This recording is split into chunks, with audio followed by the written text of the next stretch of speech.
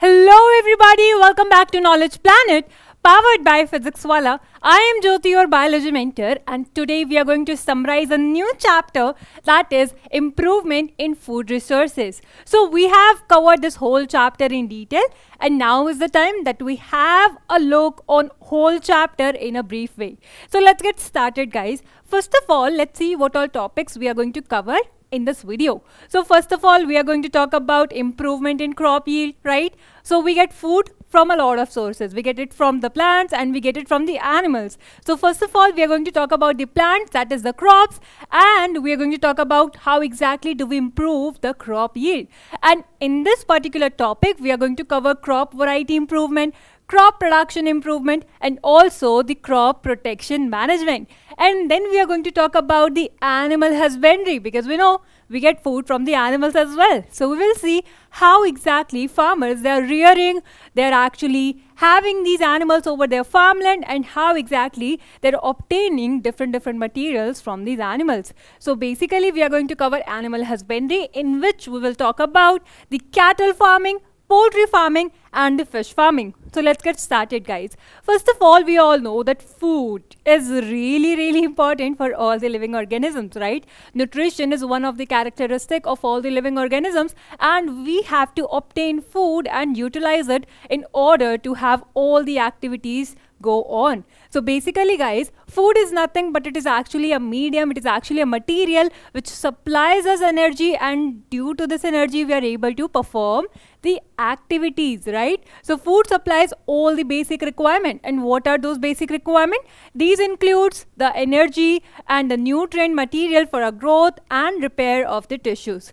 Guys, we need food for the growth, development, and proper health. Also, guys, we all know that we have a lot of nutrients in our food.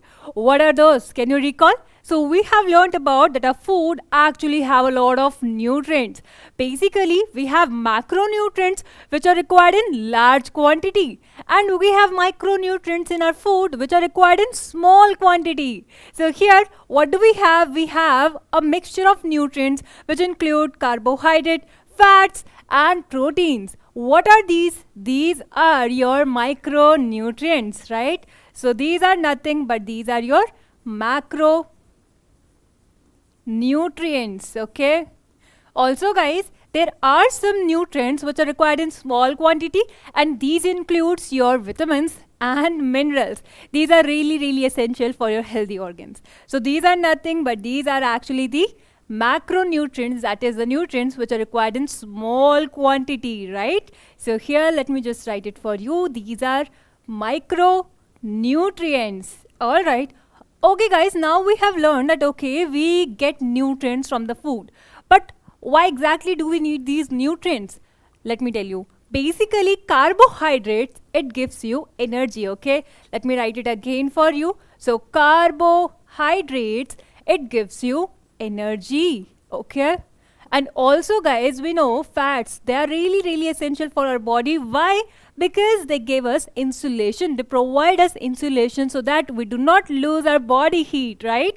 Okay, so here fats are important because they give us insulation. They provide us insulation.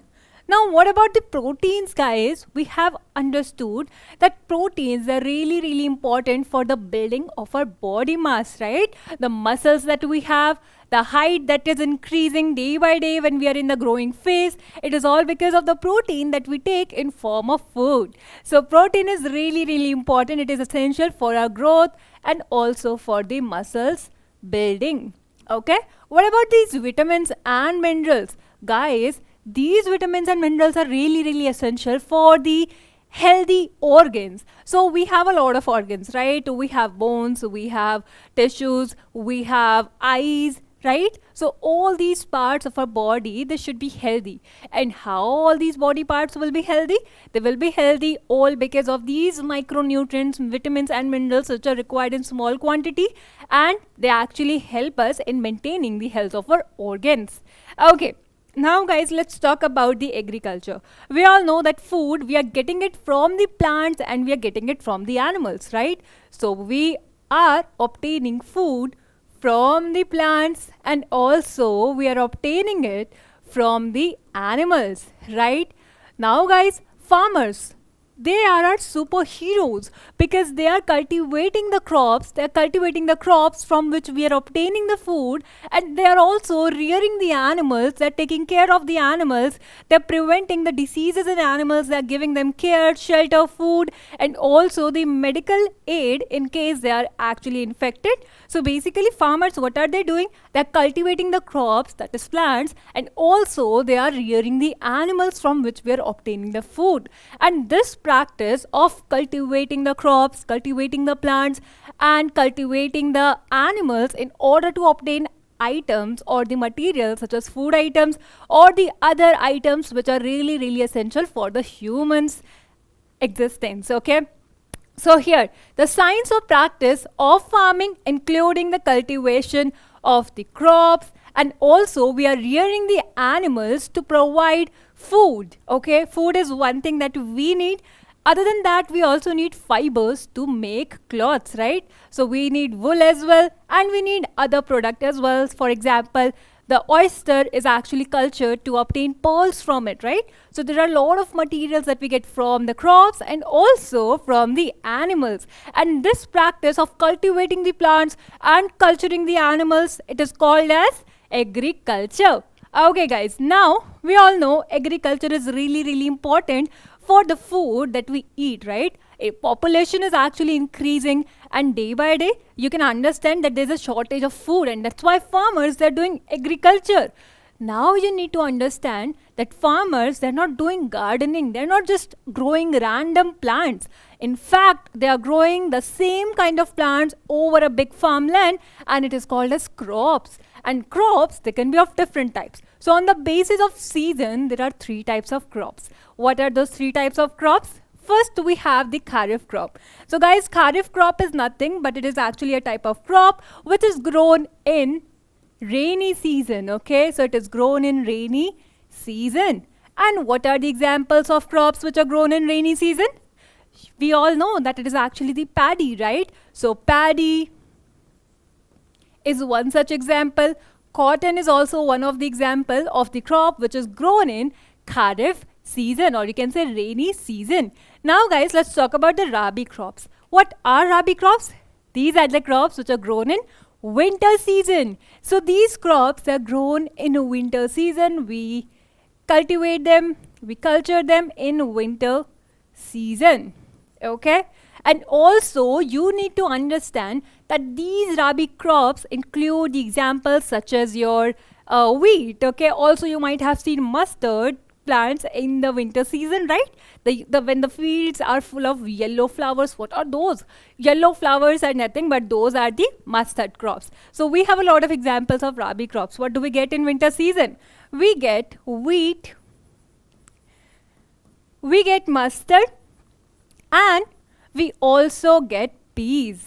Okay, so these are the examples of rabi crops. Now what about the zaid crops? Zaid crops are the type of crops which are grown in summer season. So we get a lot of food items in summer season. For example, the watermelon and also the mangoes. So these are the type of crops which are grown in summer season. So here I have the example of summer season crops. First of all, zaid crops, they are grown in summer season, right? So they are grown in summer season. Also, we need to understand that we get a lot of product in summer season. And what are those? These includes your mangoes,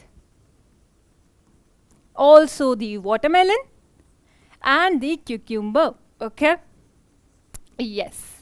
Now guys, on the basis of products, we have various types of crops. So if you're getting oil from the crops, it will be called as oil crops. If you're getting cereals from the crops such as wheat or rice, it will be called as cereal crops.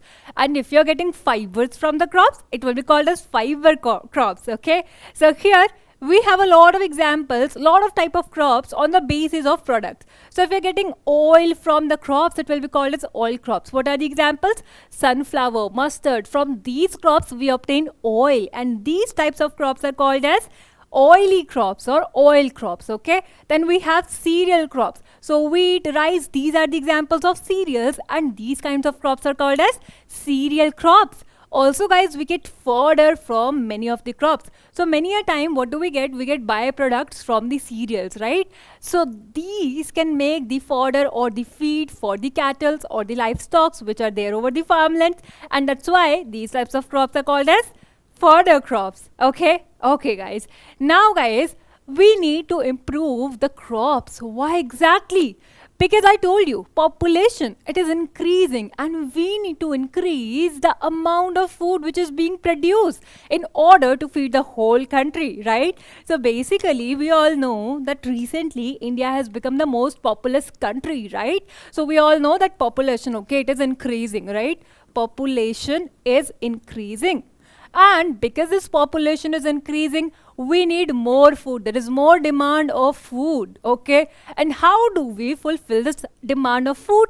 By improving the crops, okay? So basically, there's a need of crop improvement, okay? So we need to improve the crop. How exactly do we improve the crops? By improving the crop variety, by also providing it certain amounts of minerals or the nutrients or the materials such as water, okay? And also we can improve the crop yield by increasing the management of the crops, okay, in order to prevent from any diseases happening, in order to prevent any kind of harm which can happen to the crops, right? So basically guys, population is increasing, and that's why the food needed to be increased, okay? The food which is getting produced needed to be increased, and that's why there is a need to increase the crop yield. And how do we increase the crop yield? The answer is, there are a lot of ways by which we can improve the crop yield. First is, we can improve the crop yield by improving the crop variety. So how do we improve the crop variety, guys? First of all, before we discuss how do we improve the crop variety, let's talk about why do we improve the crop variety. We need to improve the crop variety because we need higher yield, right? We know population is increasing. Food needed to be increased in amount, right? Whatever food is being produced, it has to be more and more in amount, right? And because we need more food, we need more crop yield. So basically, in order to increase the crop yield, we can improve the crop variety. Not just this, there are more reasons for which farmers to improve their crop variety, okay? So then they actually improve their crop variety so that they can have improved quality. You might have seen your parents choosing the fruits and the vegetables. Why exactly? Because they know which particular fruits and vegetables they are better in quality. So farmers are trying to actually produce the food item or the crops which are better in quality. So in order to improve the quality of the crops, they are improving the crop variety. Okay, also to manipulate the maturation period. So many a time crops, they get a lot, they take a lot of time to get mature, but in some of the cases the variety of the crops which are really improved, which are really beneficial for the farmers, they have small maturation period. So in order to decrease the maturation period or the maturity duration, okay, also guys, farmers, what do they want? They want wider adaptability, because we know many a time what happens, the environment or the weather, it suddenly changes, right? So we want our crops to have wider adaptability to the environment, and that's why there's a need to improve the crop variety, okay? Not just this guys, biotic and abiotic resistance. Temperature can increase, temperature can decrease, right? And that's why whatever biotic factors are there in the environment, such as the microorganisms, insects, we want our crops to be protected from those type of factors. And also the abiotic factors which are there in the environment, such as temperature, wind, water, we want our crop to be protected from these factors, and that's why there's a need to improve the variety of the crops, okay? So basically guys, biotic factors are nothing but these are the living factor, okay? So living factors such as your microbes, okay? So we have microbes, we have insects as well, right? So these are the biotic factors. What are abiotic factors? Abiotic factors are those factors which are non-living, okay? So what are non-living factors? Factors such as your wind, water, and also the sunlight, okay? So these non-living factors which are there in the environment, it will be called as abiotic factors. Also, guys, farmers want desirable agronomic characters. Certain agronomic characters, such as in tea plantation, what do we want? We want short plants, okay? We want dwarf plants in the tea plantation. So these are some desirable agronomic characters, okay? So there are certain characteristics of the plants that farmers want, and these characteristics can be achieved by the help of crop variety improvement. Okay guys, now let's talk about how do we improve the crop variety. There are two methods. Okay, what are those? First, we have the hybridization. Now, what do we mean by hybridization? Hybridization is a really nice technique by which farmers can introduce desirable characters into the new plants which are being formed. Okay, so here guys, hybridization is nothing but it is actually the crossing between genetically dissimilar plants. So I have two plants, okay, of the same species, obviously. So we have two plants of the same species, okay. One plant has genes which are contributing some certain characteristics, okay, and the another plant have some different genes which are contributing some other characteristics. For example, I have orange plants, okay. I have two orange plants, all right. In one plant I'm having big sized oranges, okay, and in one plant I'm having oranges which are smaller in size, but they are really delicious, they are really sweet, they are really juicy, okay. So basically what is happening here, we are having two plants with different characteristics, they're having different genes, and these two plants, they're actually getting crossed, okay. So we are crossing these two genetically dissimilar plants so that the new individual which is going to be formed, it will have the desirable characteristics from both the parents. So new individual is going to have what? New individual is going to have the fruits which are bigger in size and also the tasty, okay. So basically what do we want? We want to cross two genetically dissimilar parents in order to have the new individual which is going to have the desirable characteristics, okay. So first of all, there are three kinds of hybridization. Let me tell you. First of all, we have intervarietal hybridization. Here we are crossing two plants of different varieties, okay. So it is a cross between two same species but with different varieties, okay. The example that I gave you, orange plant, same species but it is having different variety, so it will be called as intervarietal hybridization. Inter itself means between and varietal means variety, right? That's why intervarietal hybridization. Then we have interspecific hybridization. Now here, how exactly do we define it?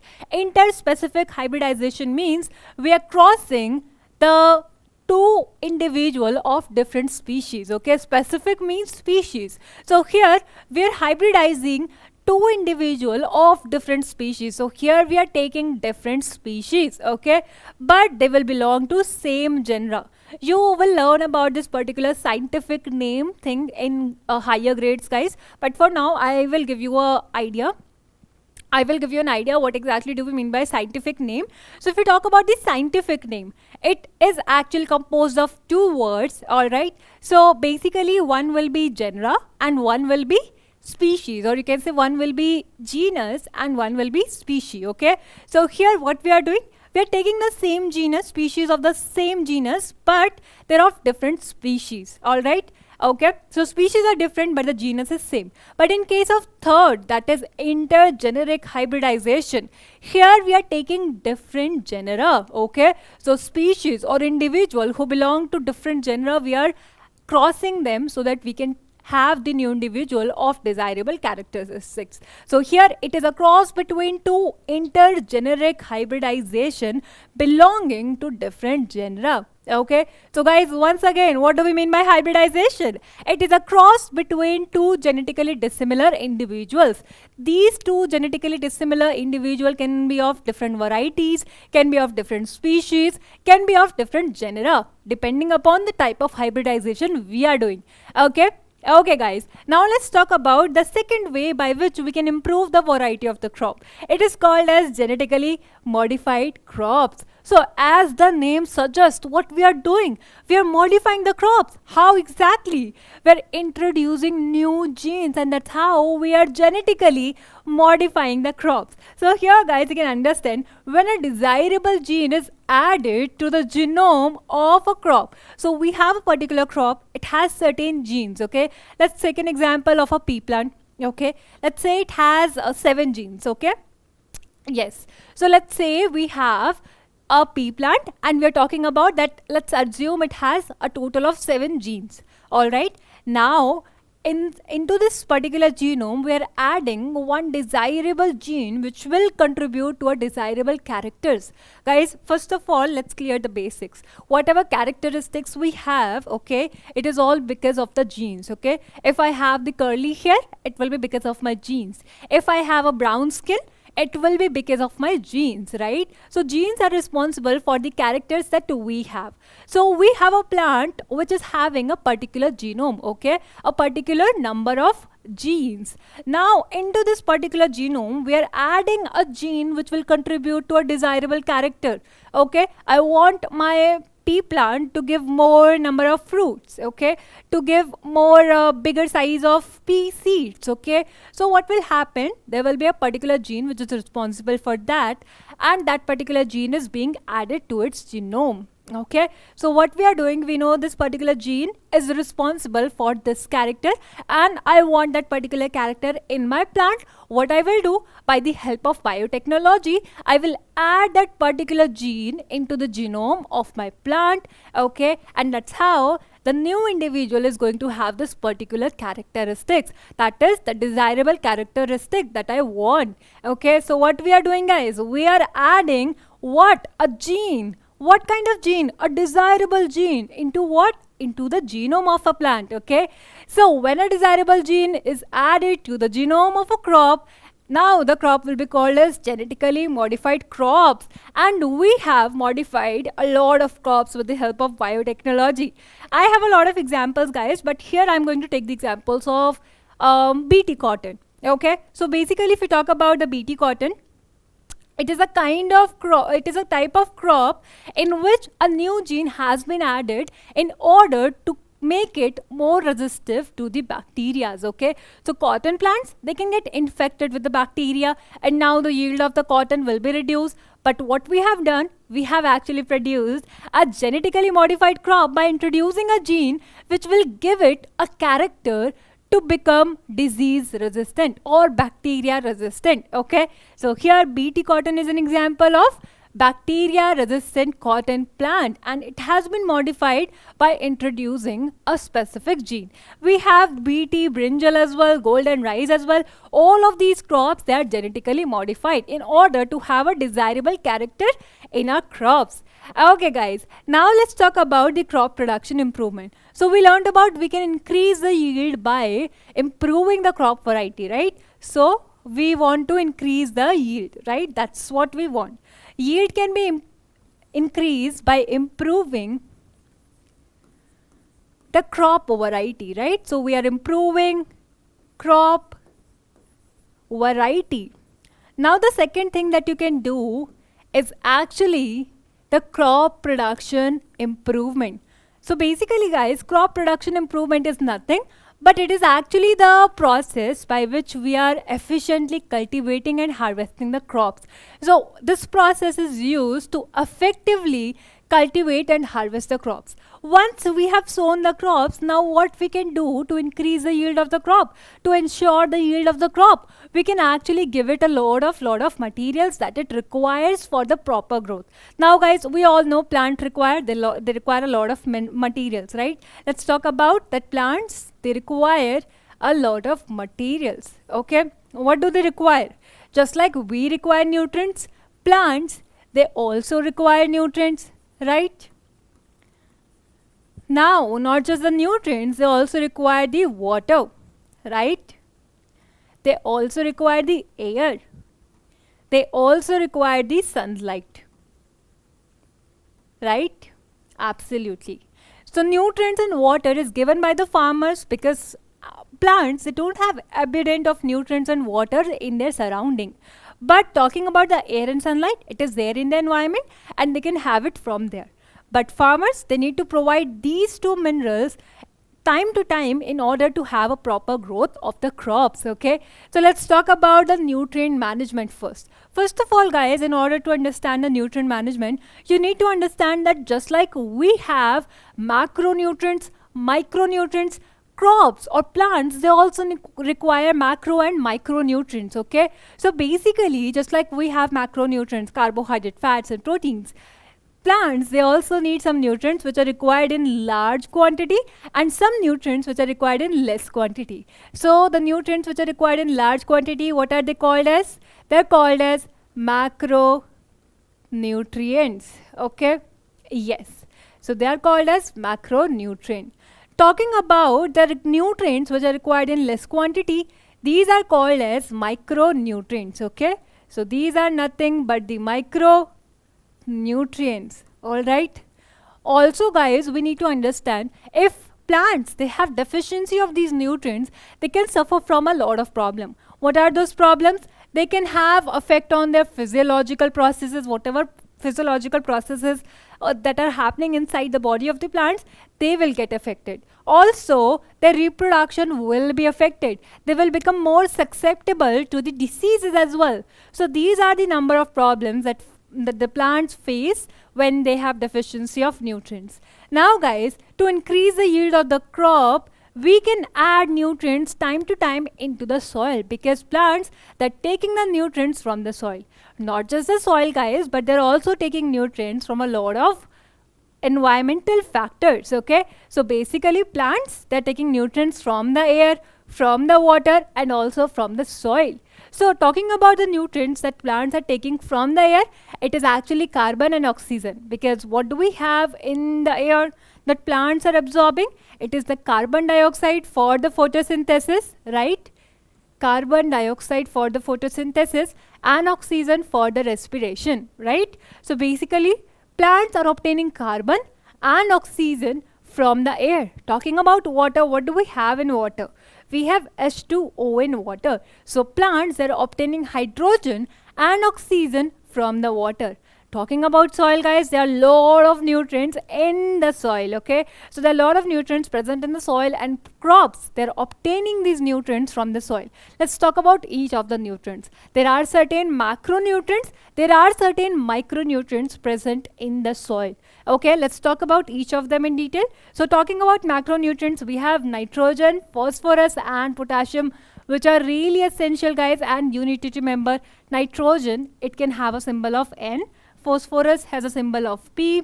Then we have potassium, which has a symbol of K. And commonly we use this term NPK, which are really essential for the plants to grow. These are the macronutrients for the plants, and you can also remember it like that. That is NPK. Okay. Also guys, plants, they require calcium, that is Ca. They also require magnesium, which is Mg.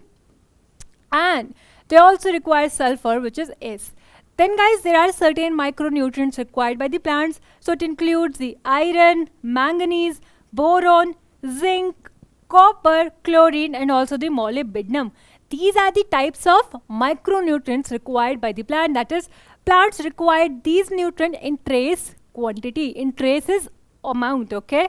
Okay. Now guys, let's talk about how do farmers they recharge the soil with nutrients. Okay, how do they replenish the soil with nutrients? So basically farmers can add manure to the soil. What do we mean by manure now? Manure is nothing but it is prepared by the decomposition of animal excreta and the plant waste. So we know with the farmland we have a lot of waste, right? We have plant waste, and farmers, they're rearing the animals, so they have animal waste as well. And what farmers can do?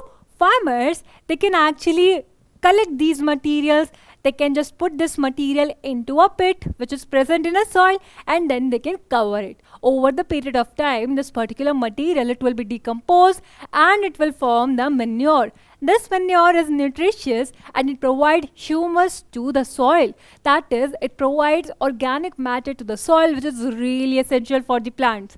Okay, so here guys, organic matter in the manure, it helps in improving the soil structure. And because the structure of the soil is improved, the texture of the soil is improved, now soil will be able to hold more water. So here guys, this involves increasing the water, whatever texture of soil has been improved. Now the soil will be able to hold more water. Okay. Also, the sandy soils which are there, they can easily percolate the water. Okay. They let the water go down. But if the texture of the sandy soil will be improved, it will be able to hold water. But if you talk about the clay soil, they do not let the water to go down, or you can say they collect the water and then waterlogging problem is there in the clay soil. Okay, so they basically do not let the water to seep into the soil, and that's why the waterlogging problem is there in the clay soil. But if you have manure in the clay soil, again the texture of clay soil is improving, and now it will let the water to seep into the soil, preventing the waterlogging problem. So basically manure, it can improve the texture of the soil. In sandy soil, it is helping the sandy soil to hold more water. In case of clay soil, it let the water to seep into the soil so that no waterlogging problem is there. So in case of clay soil, you can understand it allows the drainage of water. Okay. Also guys, based upon the kind of biological matter which is present in our manure, manure can be of two types. What are those two types of manure? We have compost and vermicompost. So compost and vermicompost is nothing but it is the decomposition of organic matter in the presence of microorganisms and the earthworm. Okay. So talking about just compost, compost is a type of material which is formed by the degradation or the decomposition of organic matter. And in order to increase this whole process, farmers, they can add earthworms into it, and now this particular type of compost will be called as vermicompost. Okay, so here we are using the earthworm. Okay, so vermicompost is nothing but the type of compost where we are using the earthworm. Okay. Okay, also guys, we need to understand that sometimes farmer, they do not actually add material to the soil, but they actually grow certain type of plants into the soil before growing their crops. Why exactly? To increase the amount of nutrients into the soil. So we have green manure. As the name suggests, green itself means plants. Okay, so we have certain plants which are being grown over the farmland. What kind of plants? So we have sun hemp and guar. And once these plants are grown, now when the farmer will plow the field, these particular plants will get uprooted, get mixed with the soil, and that's how they increase the fertility of the soil. So basically guys, there are two types of manure. We have compost or vermicompost, which is nothing but the decomposed organic matter. And if you are using the earthworm, it will be called as vermicompost. And then we have the green manure where we are growing certain type of plants, and these plants when get mixed with the soil at the time of plowing, these plants are providing nutrients to the soil. Also guys, there are some chemicals which can be used by the farmer to boost the yield of the crop. Okay, so I'm talking about the fertilizers. Fertilizers are essential, but they have to be used in limited number or limited amount. Okay, so fertilizers are certain chemicals which are prepared over the factories, not over the farmlands. Okay, so manure can be prepared over the farmland, but talking about the fertilizers, they're chemicals and they are actually prepared over the factories using certain chemicals. Okay, so fertilizers are commercially produced, that is they are produced over factories. Okay, and their plant nutrients are rich in plant nutrients. They are very much rich in, more richer than the manure in plants nutrients. So they have a lot of plant nutrients, and when we add fertilizer to the soil, now the soil is all recharged with the nutrients and plants can grow nicely. Okay, so fertilizer, it is used sometime to boost the yield of the crop. Okay, yes. Also guys, you can understand example of fertilizer include NPK fertilizer. Okay, so NPK fertilizer, we all know N is for nitrogen, P is for phosphorus, K is for potassium, and this NPK fertilizer contain all these nutrients in large amount, and when these nutrients are going to add it to the soil, you can understand that particular soil will get enriched with these macronutrients and plants can grow nicely. Okay. Alright guys, now you can understand there are certain disadvantages of using the fertilizers. What are those disadvantages? Basically, continuous use of fertilizer it can destroy the soil fertility. So whenever you are using the fertilizer, it will add chemical to the soil. Now the soil will become chemical in nature, and the microorganisms or the other organic animals living inside the soil, they will be killed. Okay, and that's why the nutrients in the soil will be reduced. So here guys, you can understand that continuous use of fertilizer, it can decrease the soil fertility, and also the organic matter which is there in the soil, it is not getting replenished, it is not getting recharged, because we are just adding the fertilizer and no organic material, right? So we are just adding the chemicals and no organic material, and that's why humus content of the soil will be reduced and the fertility will be impacted. Okay, also guys, sometimes what happens, fertilizer gets washed away due to irrigation. So whenever we are excessively providing water to the plants, okay, we are irrigating the field, right? So we are irrigating the field, we are providing water to the plants, and if we provide a lot of water, the water will flow from the farmland, it will go to the nearby land or the nearby water bodies, and now the pollution will be caused, because these chemicals which were there in the farmland in form of fertilizers, these fertilizers, they are washed away with the water, and now they're being added to the water bodies. Okay, so basically, all in all, these fertilizers, they are really harmful. Why? Because they are not providing humus to the soil, no organic matter is provided to the soil, only chemicals are being added, due to which microorganisms, essential microorganisms and the earthworms, they will be killed, and the nutrients of the soil will be reduced, or you can say the texture of the soil will be reduced, okay, will be destroyed. Also, we have learned that these fertilizers, they can cause pollution. How exactly? Because when we add fertilizer to the soil and we are providing it the water for the irrigation, for the purpose of irrigation, now the water will be flown from the farmland to the nearby bodies, and this will cause the water pollution and also the soil pollution. Okay, now guys, let's talk about the irrigation. We all know that irrigation is really important for the crops, because all the plants, what do they require? They require water, and to provide our crops with the water, we are actually supplying a lot of water, and this whole process is called as irrigation. So irrigation is an artificial process of applying water to the crops. Naturally irrigation can happen, or you can say naturally water is provided to the plants in form of rain, right? And also there is moisture which is present in the soil, so plants can absorb that particular moisture.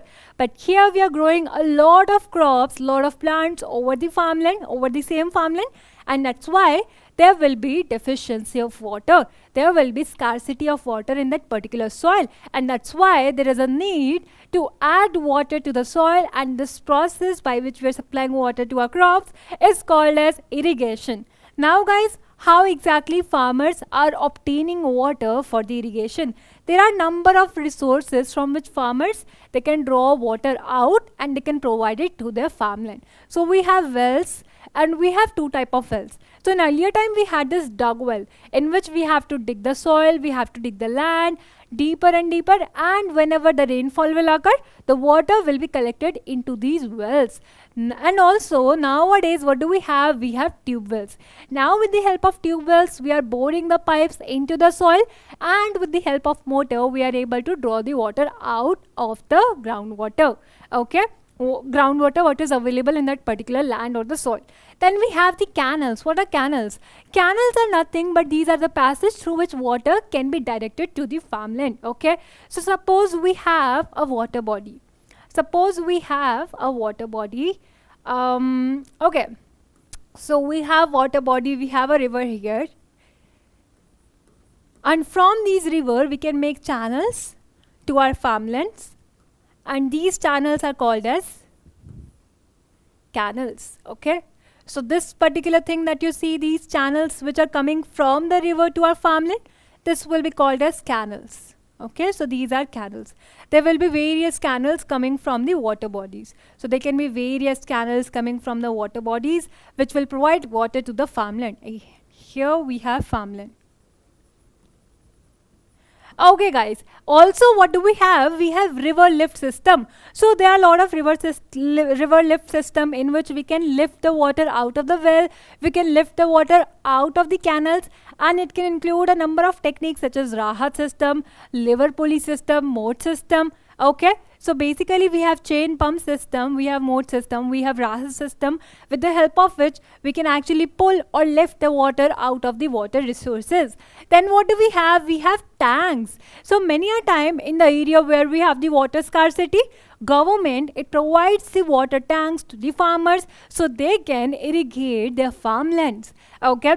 Now guys, let's talk about the cropping pattern. Along with the materials which are being provided to the crops by the farmers, there are certain activities which are performed by the farmers. What are those? These are called as cropping pattern. So farmers sometimes grow their crop in a specific pattern, in a specific planning. Okay, so let's talk about each of them. There are three types of cropping pattern, guys. First of all, we have the intercropping. Then we have the crop rotation, and we have the mixed cropping as well. Okay. Talking about the crop rotation, we all know, just like we have seed rotation in our school, what do we have? One by one, everybody gets a fair chance to sit in the first, right? And that's how the rotation goes on. In the similar way, farmers, they have decided a certain number of crops to be grown every year in order so that the nutrients from the soil, it will not be eroded completely and the nutrients will be replenished. Okay, so basically farmers can grow a bunch of crops. They can grow some leguminous crops. Okay, so they can grow some leguminous crops, then they can grow some leafy crops, they can grow the cereals, they can grow some roots and shoots, vegetables. So basically farmers, they can grow a bunch of crop in particular order. For example, first they are going to grow leguminous, because leguminous crop, what do they can do? They can actually replenish nitrogen into the soil. Okay, and then they can grow leafy crops, then they can grow the cereals crop, they can grow the roots and shoot vegetable, because each of these crops, they have different nutrients requirement, and none of the nutrients will be depleted from the soil if we grow different types of crops. Okay, so crop rotation, guys, it is a cropping technique in which the farmers, they're planning, they have this pre-planning of the crops that they are going to grow in succession. Okay, so they are growing the crops on the same land, but the crops are different, and these crops are planned already in a particular succession. Okay, for example, here I have different crops. These crops are grown over same farmland. Okay, but farmers, they have pre-planned all these crops in order in which they have to be grown. Okay, all right. So basically, guys, the crops are selected based upon their duration, whatever duration they are going to take to mature, and also on the basis of the nutrients that they obtain, okay, that they require.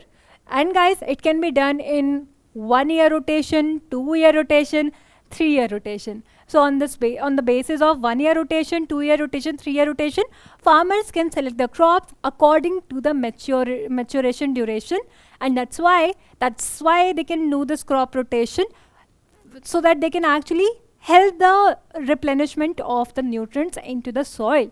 Now guys, let's talk about the another type of cropping pattern, which is called as mixed cropping. Now, as the name suggests, what are we doing here?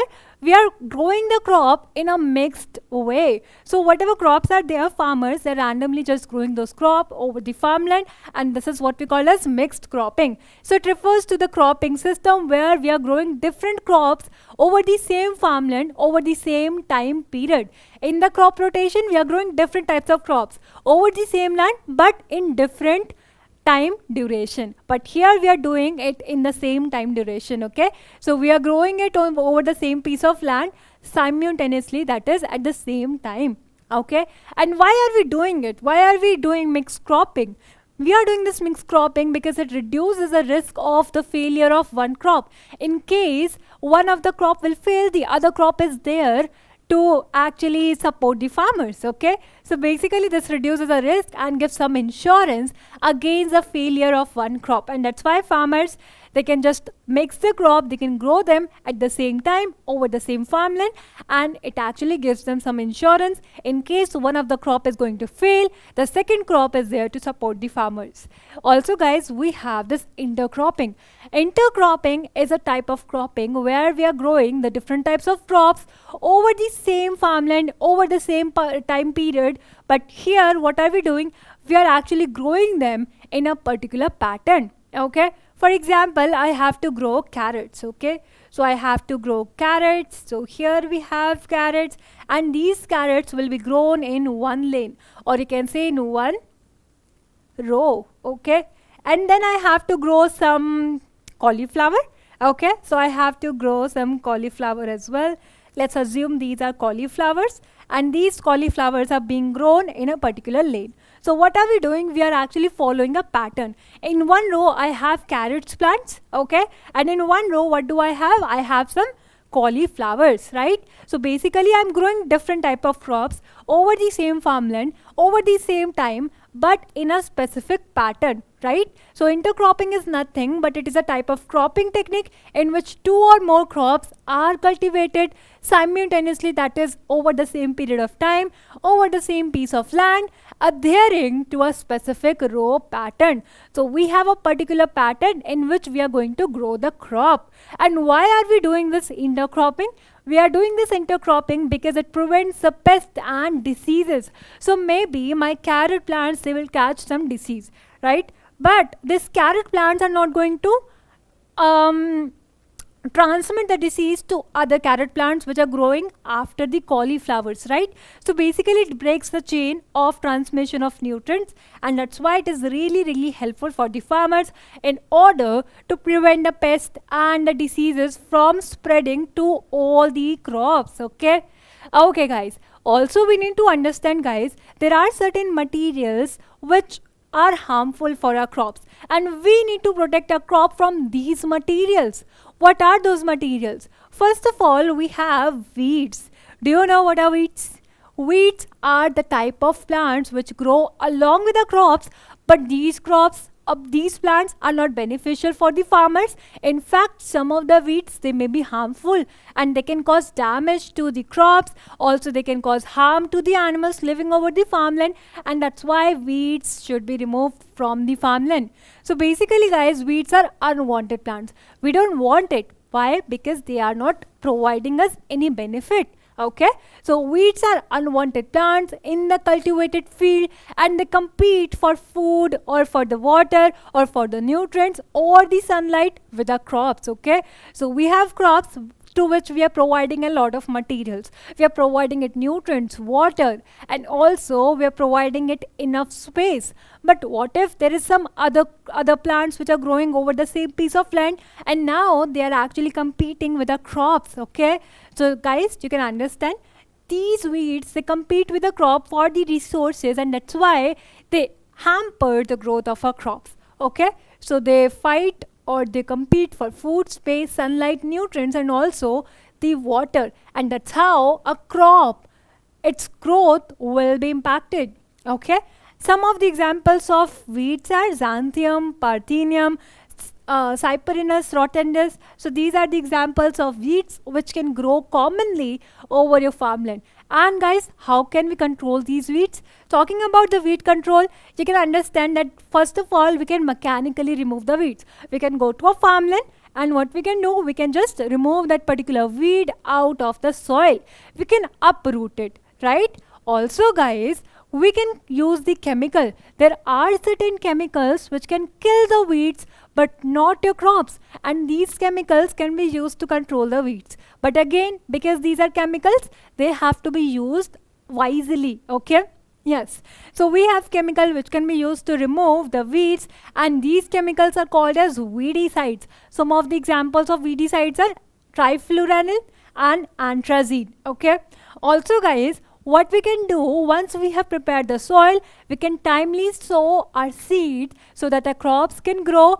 But if you don't sow the seeds, the weeds will grow automatically, hampering the quality of the soil. Okay, So basically timely sowing of crop is really important. And what else we can do? We can do intercropping. Why? Because in case of intercropping, all the nutrients of the soil are actually used effectively, and weeds, they will have no other nutrients available and they will not be growing there. Okay, and then guys, you can also do summer plowing. Now what do we mean by summer plowing? Very easy. Plowing means upturning the soil, loosening the soil, and summer means it is a type of season where we have hot temperature, right?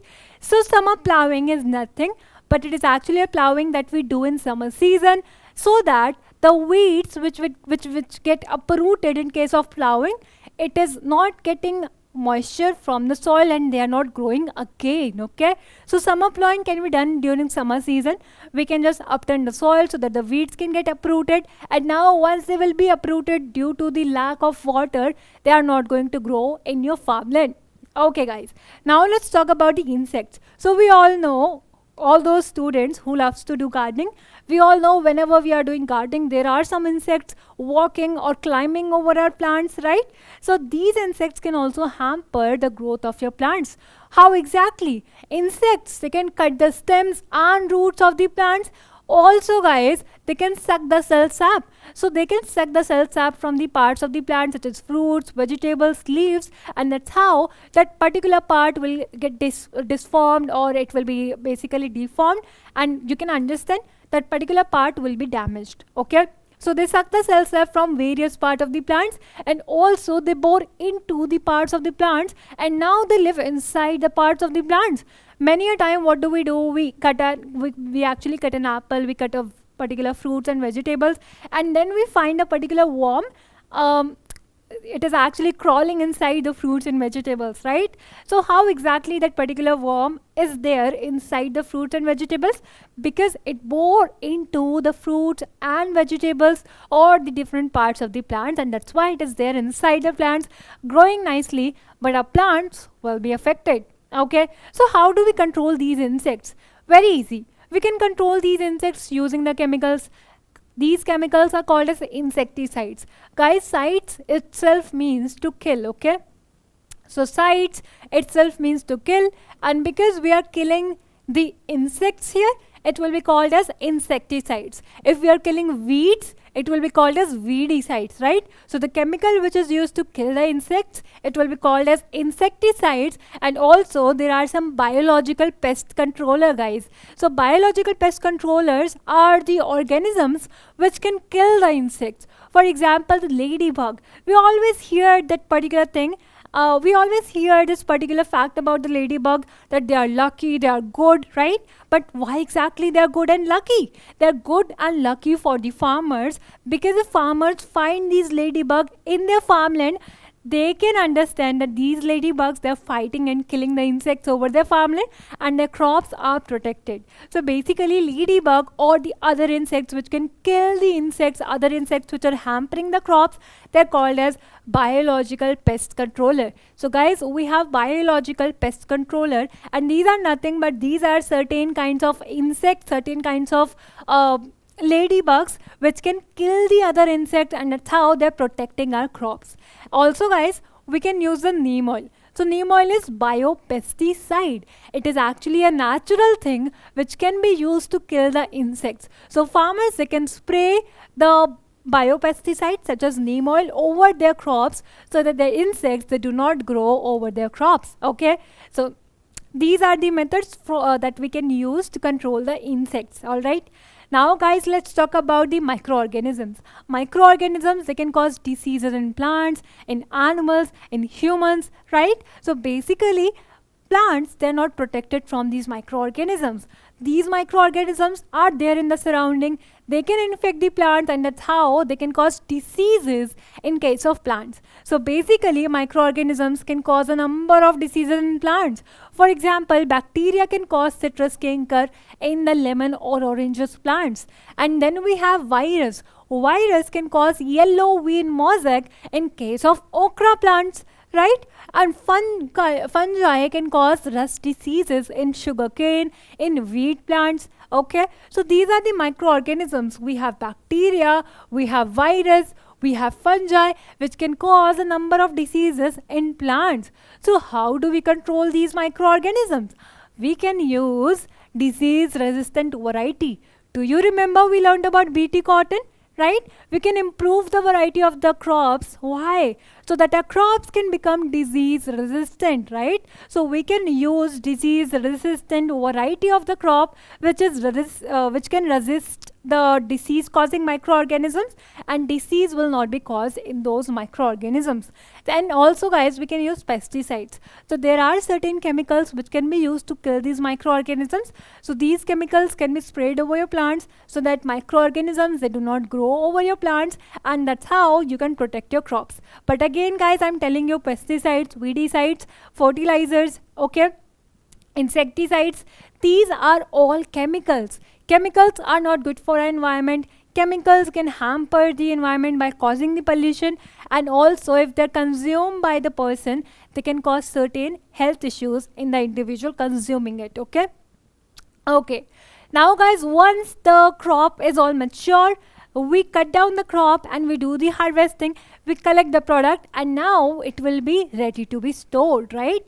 So basically there's a need to store the grain so that it can be transported, it can be utilized at the time of requirement. So storage loss can also occur at the time of storage, and that's why there's a need for proper storage. Okay, so first of all, factors which are responsible for the loss of grains while storing the grain is microorganisms. Okay, then there are certain animals such as rodents which can come and eat your grains, and then there is moisture as well which can hamper the quality of the seeds that you have stored. So basically guys, there are a lot of factors which are responsible for spoiling the grains, for causing damage to the grains, or you can say for the loss of the grains. What are those factors? First, we have the biotic factors, that is the living factors, right? These living factors will include the insects. They can come and eat your crops, or you can say the product that you have got from the crops. Then we have the rodents. These are the animals which can come and eat the crops. Okay, we have termites as well, fungi, bacteria. All of these factors, they are living, and that's why they're called as biotic factors. Then we have abiotic factors, guys.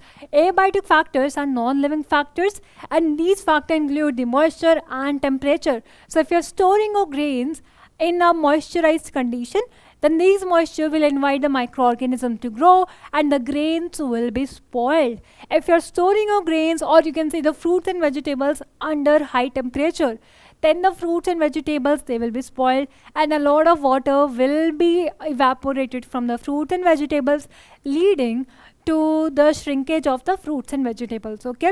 Okay guys, so these factors, they can cause degradation in quality of the crops or the materials that you're storing, and also they will be lost in weight because water is getting evaporated if you're storing your grain under high temperature, right?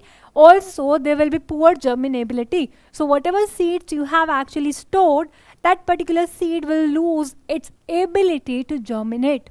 Okay, and also discoloration can happen, and the product will become very bad. It will not be fit for consumption, and that's why we actually suffer from a lots of loss. Okay, now guys, what we can do while storing the grain, let's talk about the precautions. So talking about the precautions, it is actually include the strict cleaning of the material that you're storing.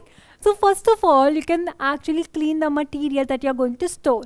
Once you clean the material, there will be moisture present in your product, and that's why there's a need to dry the product. So proper drying of the product is really important, first under the sun and then under the shade as well.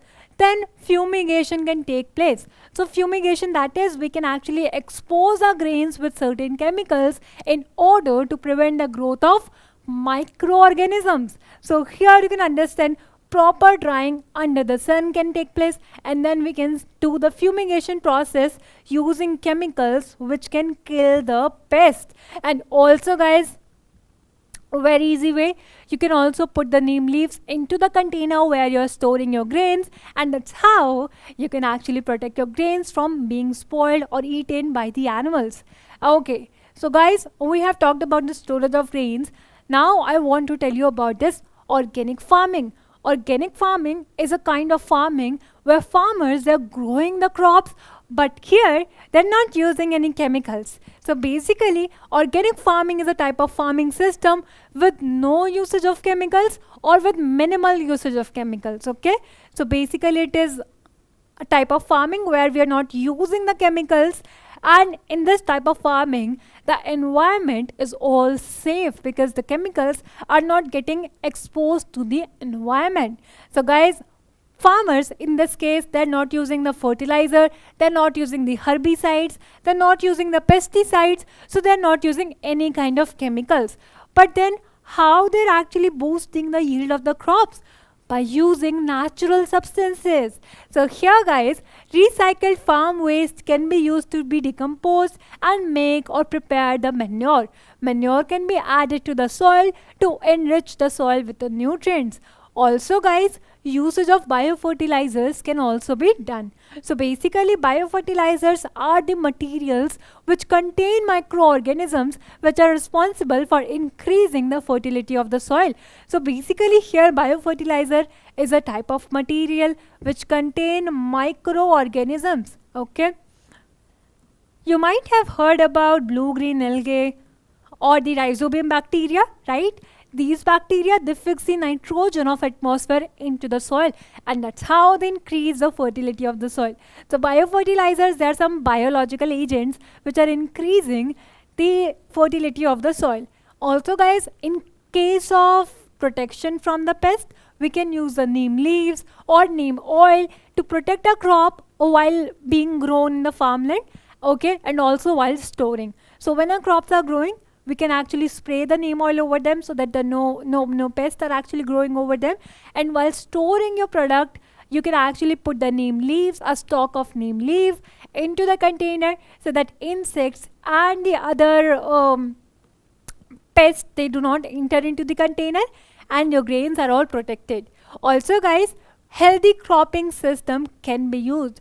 We have learned about a lot of cropping pattern, right? So it includes no usage of chemical, and you're actually saving your soil, your crops, and that's how farmers can reduce the chances of crop failure as well. So here with healthy cropping system, that is mixed cropping, intercropping and crop rotation, farmers can actually grow the crops nicely, efficiently without the usage of chemicals. Okay guys, so we have talked about a lot of things regarding the crops. Now let's talk about the animals. We all know we are obtaining a lot of products from the animals, right? Can you name some products? We are obtaining food items, right? We are obtaining milk, eggs, meat, and also we are obtaining the fibers from the animals. We are also obtaining the pearls from the animals, right? So there are a lot of things which we are obtaining from the animals. Let's talk about the animals, how exactly farmers are rearing these animals over their farmland. So basically guys, it is actually called as animal husbandry. Animal husbandry is a kind of management where farmers, they're rearing their animals, they're taking care of their animals, they're providing them the shelter, food, and also the medical aid. And this whole practice is called as animal husbandry. So here guys, animal husbandry is nothing but it is actually a scientific management of animal livestock. It includes various aspects such as feeding, breeding, and disease control. Animal-based farming can include the rearing of cattle, goats, sheep, poultry, and also the fish. So guys, let's talk about some of the important animal farming which take place in India. First of all, we have cattle farming. So guys, cattle farming is done for two purposes. That is, we need milk and also we need some animal to do the labor, right? So basically farmers, they rear the animals such as cattle, cows, buffaloes, and also the ox, and they rear these animals so that they can obtain milk from the cows or buffaloes, or they can use the animals such as bullocks or the ox for the purpose of labor. And what do they perform? Basically, they use these animals to perform the tasks such as irrigation, or the preparation of the soil. So basically guys, cattle farming, it is done for two purposes. One is actually the milk and the second is draught labor. And the animals which are used to produce the milk or which are reared for their milk, they are called as milch animals. Okay, so basically these cattle animals, they can be categorized into two categories depending upon for what purpose we are rearing them. If we are rearing them for the milk, we can call them as milch animal. Okay, and also guys, there are some animals which are being used for the labor purpose and they can be called as labor cattle. Okay,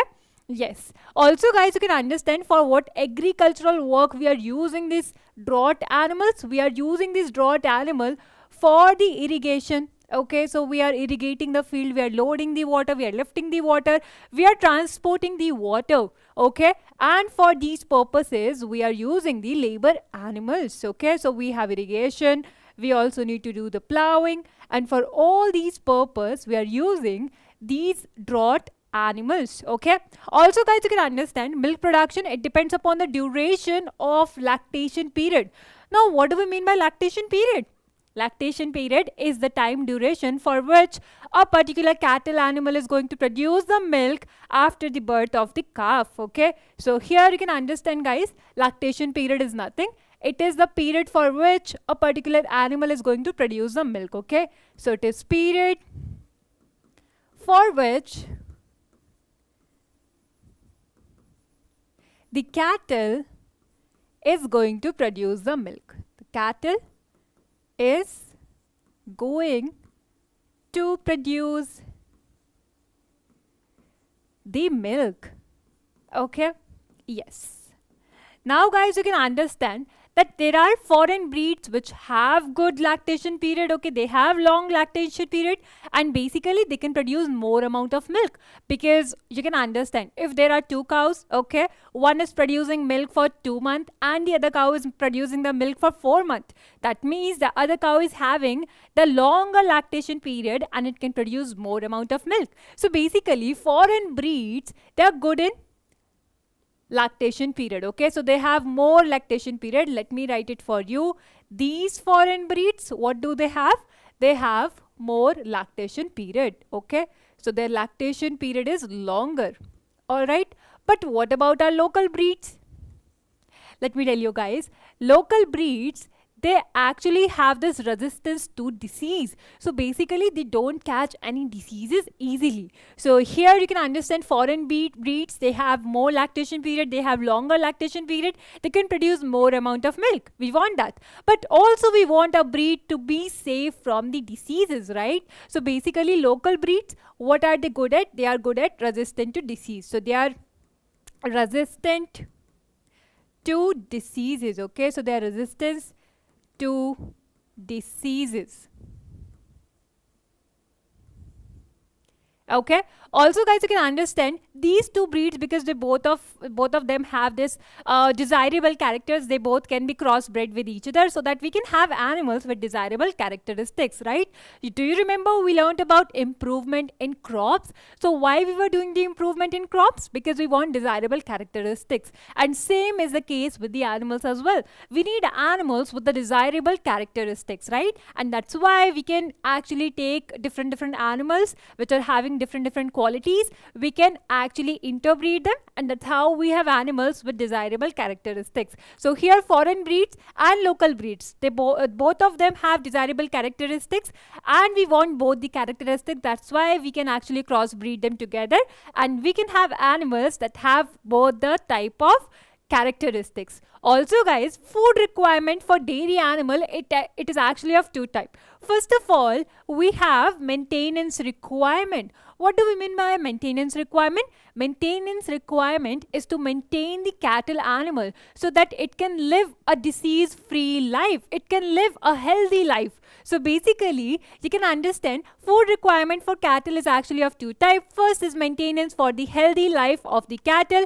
and the second is for the milk production, so that the cattle can produce more amount of milk. Okay guys, so basically we have different type of food items for different types of cattle, for what purpose they are being used. Okay, we need two type of food items for our cattle. One which will help it to live a free disease free or a healthy life, and the other type of food item which will actually promote the production of milk, that is for the milk production. Okay, so for the milk production there will be certain requirement of food which will be rich in proteins, which will be rich in fats, which will be rich in minerals. Okay, also guys, you can understand animals, they are fed with two different varieties of food items. What are those two different varieties of food item? First of all, animals, they require high amount of fibers. So basically their diet is rich in two different things. Okay, first of all, their diet contain the roughages. What are roughages? Roughages are fibers, right, which are not easily digested, but our cattle animal, they require this particular roughage in their diet. Okay, also they require these concentrates. So what are the concentrates that are being fed to the cattle? These concentrates are rich in other minerals. They are low in fiber, but they are rich in other important minerals, vitamins and nutrients such as proteins and fats. Okay, also guys, you can understand there are different parasites which can attack the cattle. What are those parasites? Some parasite can live in the body of the cattle and they can cause a disease such as skin diseases. Okay, so basically parasites of cattle, they may be both, that is external, and these external parasites which are living on the outside body of the cattle, they can cause them skin diseases. Okay, so they can cause them skin diseases. Also, talking about the parasites which are living inside the body of the cattle, these parasites can cause them diseases such as liver fluke. Okay, so liver fluke, it can actually damage the liver of the cattle. All right, so basically parasites can be of two types. First, we have the external parasite, and then we can have internal parasite as well. These internal parasite can include the fluke, which can damage the liver of the cattle. Guys, infectious diseases can also happen in case of animals. So infectious diseases from bacteria, viruses, fungi can happen in cattle as well, and that's why we can actually provide vaccination to our cattle in order to prevent the disease from happening. Now guys, let's talk about the poultry farming. So poultry farming is done for two purposes, that is for the egg and the meat. Okay, so poultry farming is done for two purposes, egg and the meat, and here we are rearing the birds which can produce the eggs, and also the birds which have high content of protein in their body. Okay, so basically poultry farming is a form of animal husbandry which is undertaken to raise domestic fowl. Okay, so fowl is also a kind of a bird, right? And also we can actually rear the hen or the ducks, and all of these birds, they are actually producing the eggs. Okay, so basically we are rearing these birds, we are rearing this animal for the production of eggs and also for the meat. And there are various species of birds which can be reared in India. So we have a seal, which is a kind of hen. Then we have leghorn, this is also a kind of hen. Okay, so a seal is an indigenous variety, that is Indian variety, whereas leghorn, it is actually a foreign breed. Also guys, you can understand desirable trait for which we are actually crossbreeding different types of fowls, different types of hen, is actually for these reasons. First of all, we want to improve the number and quality of the chicks. So we want more number of chicks, and we want to improve the quality of the chicks so that they have more meat in their body.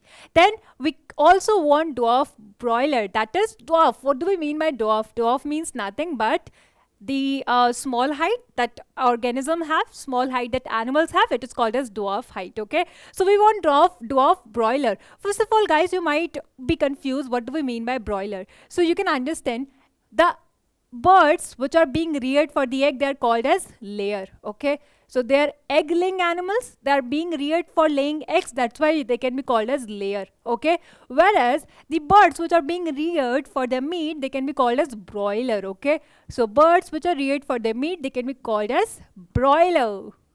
Yes, so we want broiler to be of smaller height, we want dwarf broiler, and that's why we are crossbreeding the different fowls. Okay, also guys, we want tolerance to high temperature. So we don't want our fowl to get sick under unfavorable climatic condition, right? We don't want that. So basically we want tolerance of high temperature, because in India we have higher range of temperature, right?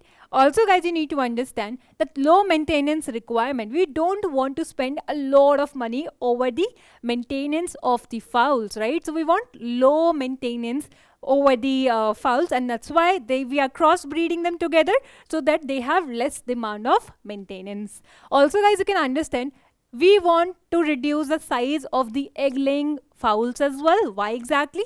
So that they consume less amount of minerals, less amount of food items. They require, in short, they require less amount of maintenance product or the materials. So basically reduction in size of the egg laying animal is done, and also it is done in order so that we can use agricultural byproducts. So whenever the farmers are doing agriculture, they have certain types of byproducts and they want to utilize this byproduct, and that's why we are crossbreeding the different fowls so that fowls can have this desirable characteristic, that is they can consume or they can utilize the agricultural byproduct. They can feed upon those agricultural byproducts. Also guys, basically the diet of the chick, we want it to be fibrous because the byproduct from the agriculture, it is more fibrous, right? So we want them to consume more fibrous and the cheaper product and the agricultural byproduct. Okay, now guys, for the good production of poultry birds, maintenance of temperature and the hygienic condition is really important. Why exactly?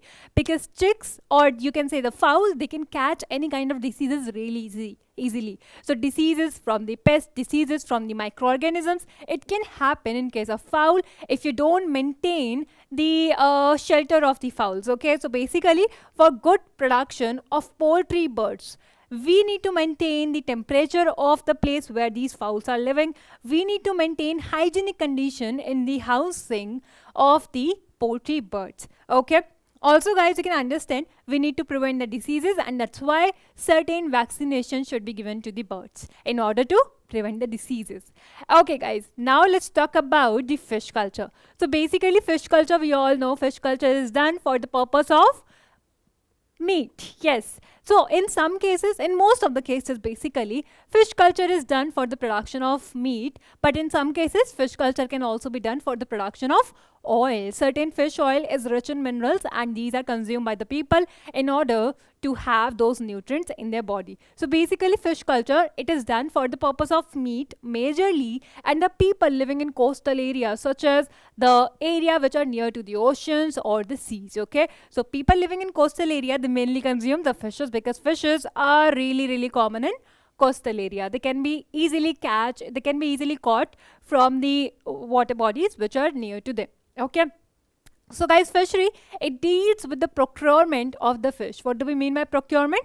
Procurement is nothing but obtaining. So deals with the obtaining of fishes for the consumption, and fish is a good source of protein because it has meat and meat is rich in protein. Okay, so it is a good source of protein, it is a cheaper source of protein, and also guys, it is actually there in the diet of many people who are living in the coastal area, that is the area which is near to the ocean and seas. Fish can be obtained from the seas. We all know water bodies, whatever water bodies we have, fish can actually inhabit in that water body, and we can easily catch fishes from those water bodies, right? So here fish can be obtained from sea, fresh water bodies, and even from the other water bodies such as estuaries. Okay, different types of fisheries are, first of all, we have marine fishes. So marine fishes, or you can say marine fishes, these are the fishes which are obtained from the salty water. Okay, from the oceans, from the salt water lake. Okay, so basically we have marine fisheries, that is the fishes which live in the salty water, and these fishes, they are mainly obtained from the oceans and the seas. So marine fishery deals with the fishing in the oceans and the seas. Apart from fish, it also deals with other sea animals. So we are not just dealing with sea animal in case of marine fisheries, we are also dealing with other certain marine animals such as prawns, lobster, crabs and the oyster. And do you know guys, oyster, it is actually reared for the pearls. Okay, yes, so it is actually reared for the pearls. Let me just write it for you. Whereas other animals such as crabs and lobster, they're included in the food product. Okay, also guys, inland fisheries, it is actually a type of fishery where we are obtaining the fishes from the fresh water bodies. Okay, freshwater bodies such as ponds, rivers and even the lakes. So here in case of inland fisheries, we are obtaining the fishes from fresh water. Okay, so we are obtaining fishes from fresh water. But in case of marine, we are obtaining fishes from salty water.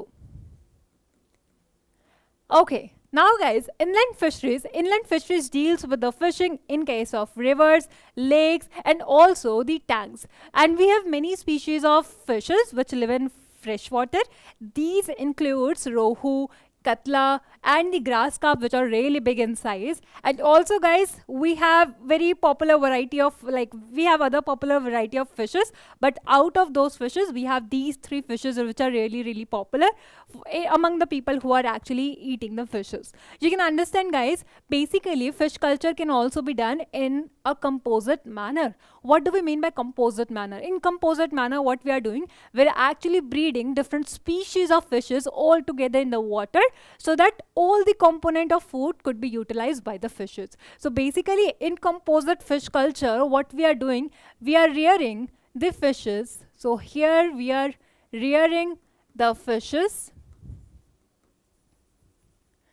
of different breeds. Okay, so we are rearing the fishes of different breeds who have different nutrient requirements, who have different consumption of nutrients, so that whatever nutrient is available in the water body, all of those nutrients can be consumed by the fishes, right?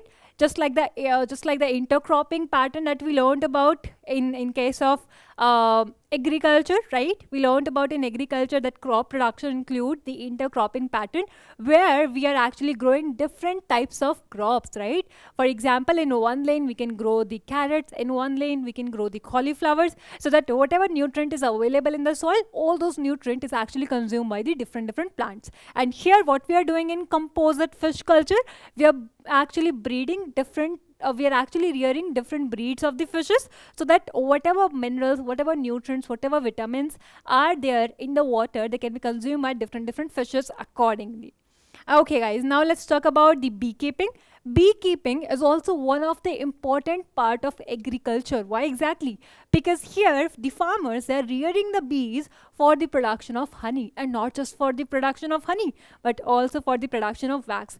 And do you know guys that people, they also consume wax along with the honey? So here you can understand guys, beekeeping also called as apiculture, basically the rearing of bees for the production of honey, it is called as apiculture. Okay, whereas rearing of fishes, that is called as pisciculture. So here beekeeping also called as apiculture, and it is nothing but the rearing of bees for the production of honey and wax, and both of them are actually eatable products, right? Both of them are edible. Also guys, you can understand some of the species of bees which are being reared by the farmers, it include the Apis mellifera, we have Apis adamsoni, we have Apis indica. Apis indica is actually indigenous breed. Then we have Apis dorsata, and we have basically we have Apis flora as well. So basically guys, you can understand we have a lot of varieties of honeybee. First of all, we have Apis mellifera, we have Apis adamsoni, we have Apis serena, we have Apis serena indica is nothing but it is actually the indigenous species, that is, it is actually the Indian bee. Okay, so it is indigenous bee species. Okay, so it is indigenous, that is, it is commonly found in India. Then we have the Apis dorsata, which is also called as rock bee. Okay, and then we have Apis flora, which is also called as little bee. And also guys, the common bee which is being reared by the farmer is actually the Italian bee, and this Italian bee is actually reared by the farmer for its desirable quality, that is, it can actually stay in the beehive for longer duration, it can collect more amount of honey, and that's why this Italian bee is commonly reared by the farmers for its desirable characteristics. That is, it can actually collect more amount of honey, it can actually collect greater amount of honey, or you can say the nectar from different flowers, and it can stay in the beehives for longer duration.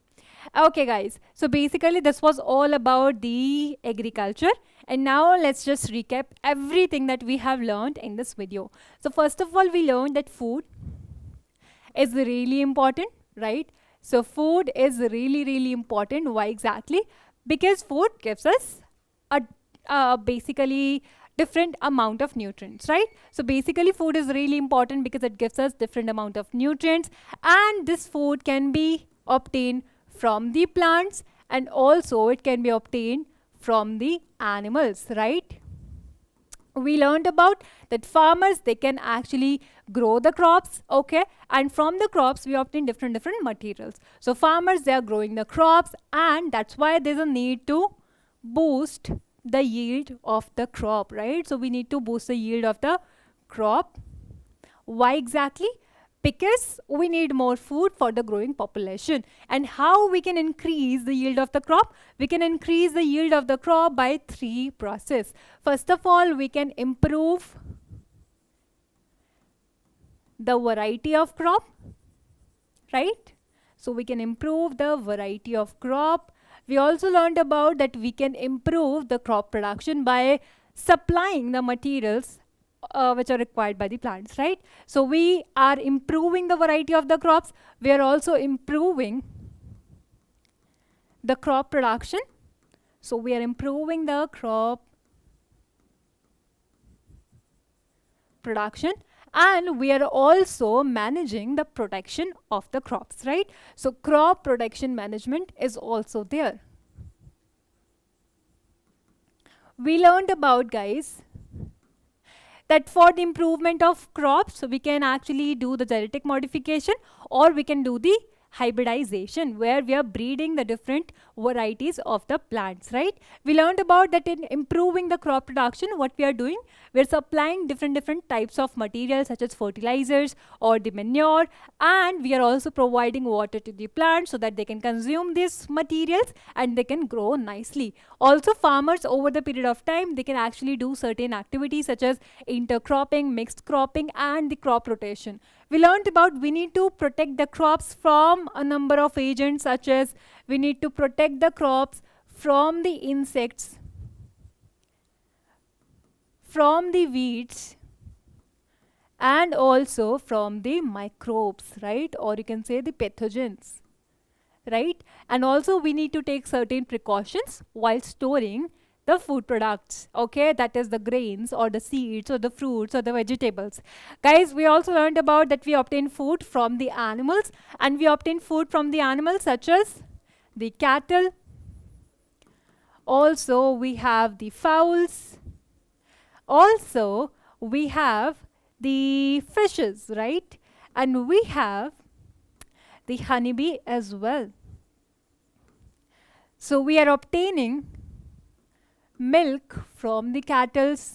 We are obtaining meat and eggs from the fowls, right? So fowls, what are they providing us? They're providing us meat and the eggs, right? And then we have fishes. Fishes are providing us the meat. And we have honeybees, which are providing us honey and the wax. Okay. Okay, so guys, we learned about all these things, and I hope all of your doubts are cleared. I hope all of you are able to understand all the concept of the chapter. And now I'll be taking your leave, but I'll be back with more amazing summary lectures for you. Till then, just take care and have a nice day.